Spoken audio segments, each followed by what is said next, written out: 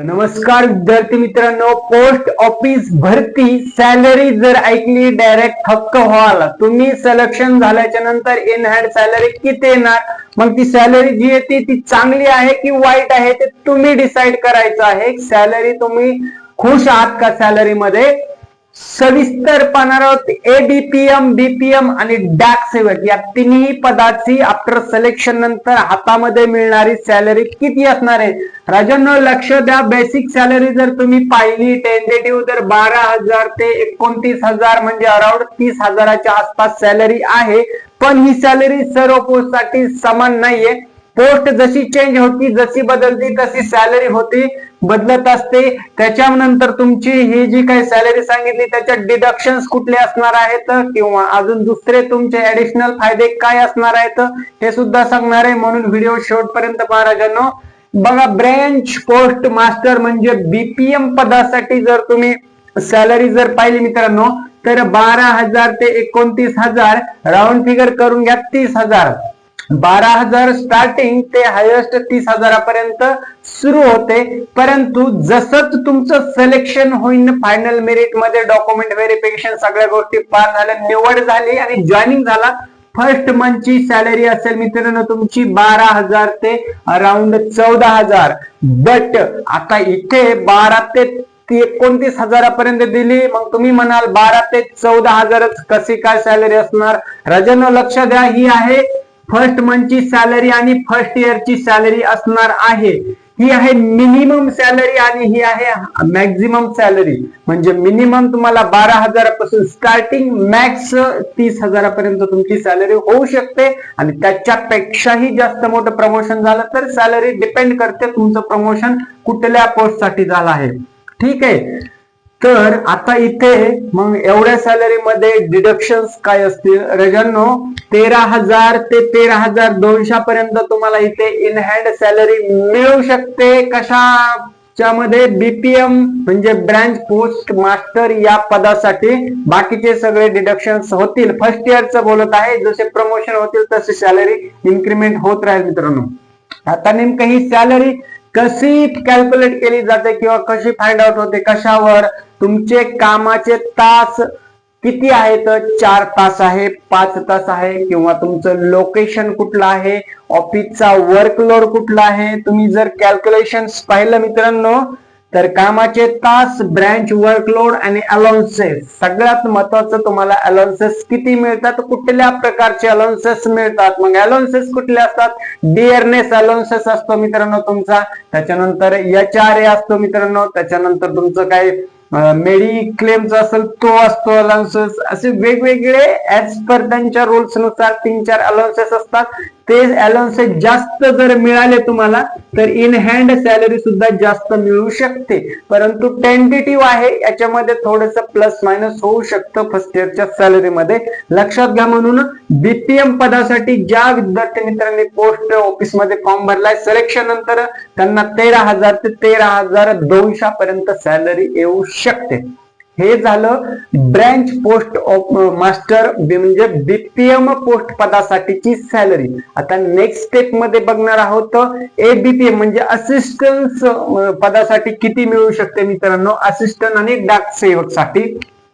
तर त्याची salary minimum आहे 10,000 ते 24,470 रुपयापर्यंत या एबीपीएम आणि डाक सेवकासाठी सॅलरी आहे. सुरुवातीला तुम्हाला याच्यामध्ये 10 ते 12,000 एवढ्या रेंज मध्ये सॅलरी मिळू शकते. फक्त 10 ते 12,000.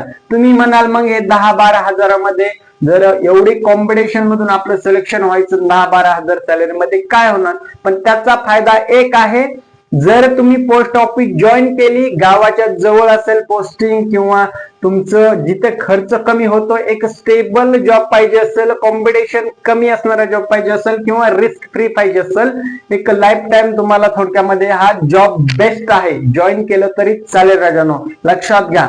याच्यामध्ये आता ही सॅलरी तुमची परमनंट नाही, ही आहे फक्त फर्स्ट इयरची पहिल्या मंथ पासूनची सॅलरी. जसं जसं एअर डाऊन होतील तसं तसं तुमचं एअरली इन्क्रीमेंट होत असतं, अलाउन्सेस रेट वाढत असतात आणि बाकीचे प्रमोशन्स होत असतात. म्हणून सुरुवातीला जरी सॅलरी कमी असेल तरी सुद्धा ती स्टेबल सॅलरी असते मित्रांनो. ठीक आहे.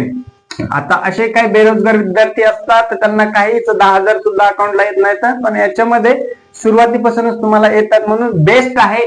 लक्षात घ्या, nothing is always better than something. काहीच नसण्यापेक्षा काहीतरी असणे गरजेचं आहे. राजांनो, तिसरं आहे डाक सेवक. या पोस्ट साठी तुम्हाला 10 ते 24 एवढी सॅलरी मिळणार आहे. 10,000 ते 12,000 फर्स्ट इयरला जॉईन झाल्याच्या नंतर तुम्हाला मिळणार आहे. आता पोस्ट ऑफिस जर भरती जर तुम्ही पाहिले तर ही बेस आहे TRC, time related continuity allowances. तुमचं जसं वर्किंग टाइम वाढेल किंवा तुमचं पोस्टिंग कुठं होतंय, अर्बन एरिया, रूरल एरिया किंवा सिटीमध्ये, मग सिटी आणि तुमचं ग्रामीण याच्यामध्ये काही फरक पडू शकतो का, या दोन गोष्टीमध्ये विद्यार्थ्यांचे हे सुद्धा प्रश्न होते. मित्रांनो लक्षात घ्या, सिटीमध्ये 100% ऍज कम्पेअर्ड टू ग्रामीणच्या तुलनेमध्ये जास्त सॅलरी मिळते, कारण की सिटीमध्ये अलाउन्सेस मिळतात. असं नाही की ग्रामीणला 10 मिळते आणि सिटीला 20 मिळते, एवढा गॅप नसतो राजांनो. थोडासा डिफरन्स असतो अलाउन्सेस मध्ये म्हणा किंवा वर्किंग आवर्स, वर्कलोड, बाकीच्या गोष्टी अलाउन्सेस असतील याच्यामध्ये, म्हणून थोडाफार 19-20 चा फरक होऊ शकतो. 1,000-1,500 रुपयापर्यंतचा फरक होऊ शकतो. ठीक आहे, आता हे झालं तुमचं in hand salary. BPM, ABPM आणि डाक सेवक साठी सविस्तर सांगितलेलं आहे. दुसरी गोष्ट, सॅलरी व्यतिरिक्त तुम्हाला काय मिळणार. फक्त एवढ्याशा सॅलरीवर तर आपलं मित्रांनो काही होणार नाहीये, परंतु काहीच नसल्यापेक्षा आपण म्हटल्याप्रमाणे थोडस स्टार्टअप तुमचं करिअर पुश होता येते, म्हणून हे जॉब जरी केला जॉईन तरी बेस्ट आहे तुमच्यासाठी. फायनल डिसिजन तुमच्यावर आहे मित्रांनो. सॅलरी व्यतिरिक्त तुम्हाला अलाउन्सेस असतात. डिअरनेस अलाउन्स, अॅन्युअल इन्क्रीमेंट असतं, इयरली इन्क्रीमेंट असतं. इथे काही ना काही इन्क्रीमेंट होत असतं, कारण महागाई वाढत असते वर्षानुवर्ष, दिवसेंदिवस, म्हणून इयरली इन्क्रीमेंट 100% इथे होत असतं. त्याच्यानंतर लिव्ह फॅसिलिटी असते. लक्षात घ्या मित्रांनो, तुम्हाला वीक मध्ये तर एक सुट्टी राहणार, बरोबर, म्हणजे 8 महिन्याचे फक्त 26 डेज वर्किंग तुम्हाला इथे करावं लागणार. आठवड्याची एक सुट्टी ऑफिशियल पेड सुट्टी असते, संडेची किंवा depend on area.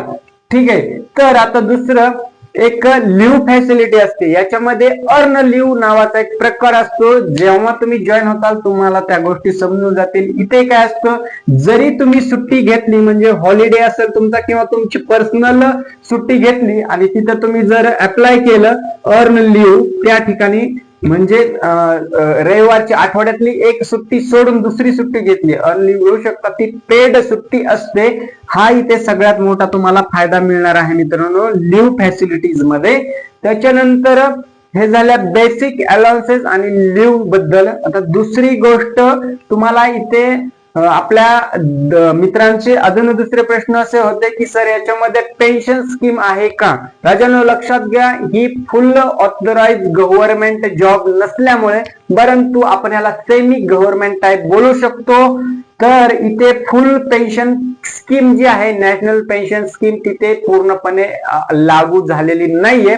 In future, आता तरी आत्ताच्या रिपोर्ट नुसार अजूनपर्यंत लागू झालेली नाहीये, पण इन फ्युचर मित्रांनो ही NPS सुद्धा, नॅशनल पेन्शन स्कीम सुद्धा लागू शकते. ते कशावर डिपेंड असतं, त्याच्यामध्ये खूप सारे लॉज, रूल्स अँड रेग्युलेशन असतात, ते अप्रूव्ह झाले तर पुढे ही पेन्शन सुद्धा लागू शकते. म्हणून जर तुम्हाला जॉब लागलेला असेल किंवा लागणार असेल, म्हणजे निकालानंतर कळेलच, पण ज्या विद्यार्थ्यांचं सिलेक्शन होईल पुढे, आता जरी या जॉबचे जास्त फायदे वाटत नसले तरी पुढे तुमचं नशीब बेटर असेल, चांगलं असेल, तर तुम्हाला भरमसाठ फायदे इथे मिळणार आहेत. म्हणून व्यवस्थितरित्या या जॉबला ट्रीट करा मित्रांनो. सेकंड लास्ट आहे ग्रॅज्युएटी मिळत असते.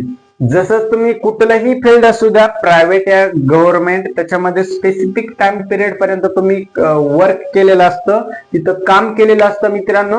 तर स्पेसिफिक टाइम पिरियड नंतर तुम्हाला एक ग्रॅज्युएटी नावाचा एक प्रकार असतो, तो ग्रॅज्युएटी तुम्हाला इथे लागू होतो आणि या पोस्ट ऑफिस मध्ये 100% लागू होणार आहे.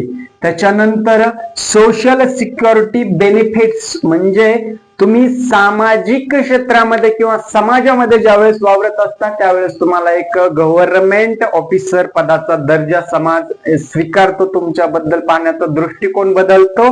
दुसरी गोष्ट, तुम्हाला काही लोन फॅसिलिटी पाहिजे असेल, जसं की तुम्हाला बाईक, मोबाईल, लॅपटॉप किंवा तुमचं ड्रीम मधले एखादी भौतिक गोष्ट खरेदी करायची असेल किंवा लँड प्रॉपर्टी व्हॉट एव्हर जे काही तुमचं ड्रीम असेल त्याच्यामध्ये जर तुम्हाला पाहिजे असेल तर लोन फॅसिलिटी सुद्धा तुम्हाला लो रेट ऑफ इंटरेस्ट मध्ये मिळू शकते, कारण की तुम्ही as a semi government officers असणार आहात, कर्मचारी असणार आहात मित्रांनो.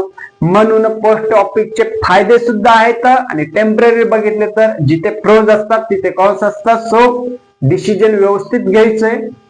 म्हणून सॅलरी बघून अवाक व्हायचं नाही, थक्क व्हायचं नाही, घाबरायचं नाही. आजची सॅलरी ती उद्या राहणार नाही, उद्याची सॅलरी त्याच्यापेक्षा डबल होणार आहे, कारण महागाई जशी वाढेल नियम बदलत असतात, सगळ्या गोष्टी चेंज होत असतात. म्हणून सॅलरी बद्दल आणखी तुम्हाला काही डाऊट असेल किंवा मनामध्ये कुठलाही प्रकारचा प्रश्न असेल तर मला कमेंट बॉक्स मध्ये विचारू शकता राजांनो, त्याचं उत्तर 100% देईल. आणि दुसरं एक विनंती करतो सर्व माझ्या विद्यार्थी मित्रांना, माझ्या सहकाऱ्यांना, तुम्हाला या पोस्ट ऑफिस भरतीमध्ये अपेक्षित सॅलरी किती होते तुमच्या मनामध्ये ते मला एकदा कमेंट करा. म्हणून याच्याने काय होईल राजांनो, आपल्याला आपले अपेक्षाप्रमाणे किती सॅलरी मिळायला पाहिजे होते आणि ऍक्च्युअल मध्ये किती मिळते याचं कुठेतरी कंपॅरिझन होईल. आणि त्या सॅलरी पर्यंत पोहोचण्यासाठी प्रमोशन वर आपल्याला भर द्यावा लागेल. ते कसे करायचे असेल ते तुम्हाला जाणून घ्यायचं असेल तर ते सुद्धा मला कमेंट करा. नेक्स्ट व्हिडिओ कशावर बनवायचा ते सुद्धा कमेंट करा. इथंच थांबतो राजांनो. जास्तीत जास्त व्हिडिओ शेअर करा, प्रश्न असतील तर विचारा. जय हिंद मित्रांनो, धन्यवाद, राधे राधे.